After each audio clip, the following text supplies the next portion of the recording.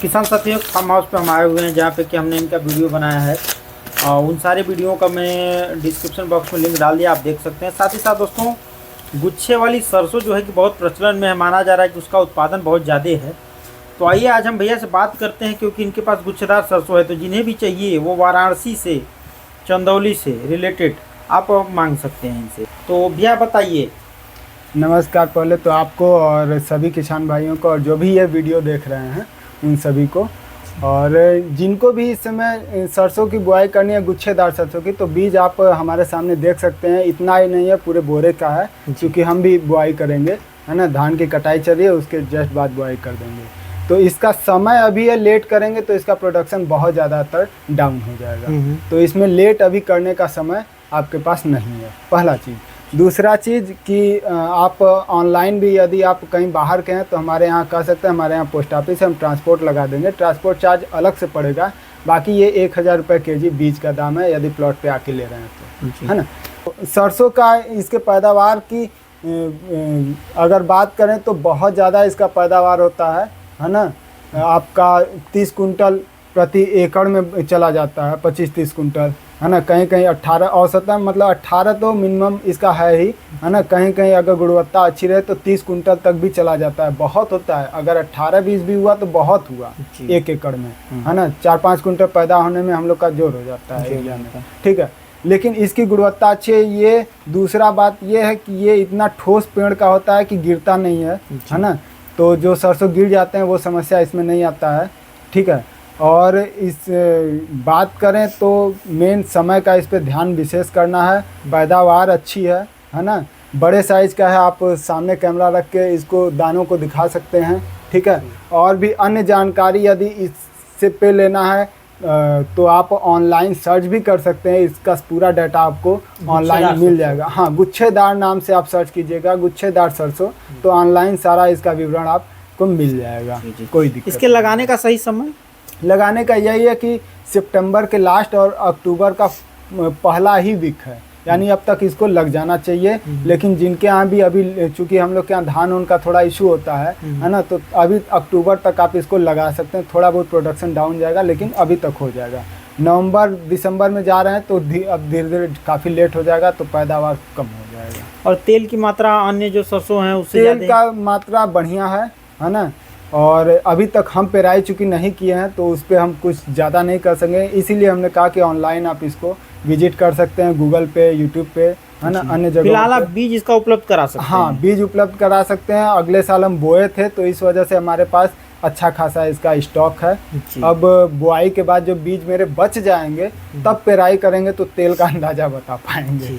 और अन्य बीज की बात करें तो हमारे यहाँ सफ़ेद हल्दी का भी और जनरली हल्दी जो पीली वाली है, दोनों उपलब्ध हो चुका है ना। गर्मी में आपको सफ़ेद हल्दी के बीज उपलब्ध यहाँ से हो जाएंगे। और जिनको भी ऑर्गेनिक कच्ची हल्दी का पाउडर घर पे, चूँकि यही सेवन करना चाहिए, है ना, तो वो हमारे यहाँ से उपलब्ध हो जाता है। हम बेचते हैं अपने यहाँ से, ठीक है। और उसके साथ साथ हम सरसों भी अपने यहाँ के शुद्ध पेर के बेचते हैं, है ना। अपने यहाँ ही पेराई होके इसको बेचा जाता है, कोई भी केमिकल वगैरह इसमें नहीं पड़ते हैं। हल्दी की लोग कहते हैं कि क्यों हम कच्ची हल्दी का पाउडर खाएं जब मार्केट में हमें हल्दी का पाउडर उपलब्ध है। तो इस पर समय हो तो हम थोड़ा सा बता दें, बिल्कुल, है ना। तो जैसा कि कहा गया है हमारे अन्य बड़े जानकारों से, है ना, पूर्वजों से सुना भी गया है, सुने शास्त्रों में भी है कि कोई भी खाद्य सामान जो है वो 2 बार बॉयल नहीं होना चाहिए। 2 बार बॉयल होने से उसकी गुणवत्ता घट जाती है और उसमें एसिड की मात्रा बढ़ने लगती है, ठीक है। तो जनरली बात करते हैं तो लोग कहते हैं कि जैसे फॉर एग्जांपल दूध पे, कि दूध एक बार उबाल हो जाए तो ही उतार देना चाहिए। दोबारा उबाल होता है तो फिर उसमें गुणवत्ता घटती है, एसिड का बढ़ता है मात्रा, है ना। तो इसलिए कोई भी खाद्य 2 बार नहीं गर्म होना चाहिए। तो जो हल्दी मार्केट में हमारी उपलब्ध है, पहला तो मिलावट है, वो एक अलग टॉपिक है मिलावट का, ठीक है।